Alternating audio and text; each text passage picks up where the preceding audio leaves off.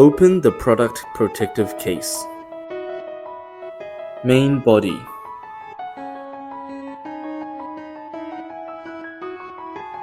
Battery.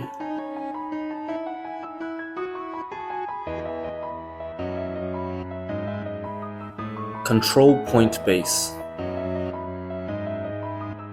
RTK module. Charging cable. LIXEL Studio U-key. Data transfer cable. Complete accessories. Insert the battery into the main body.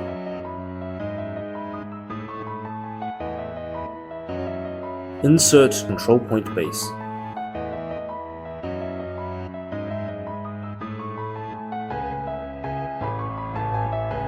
Attach the RTK module.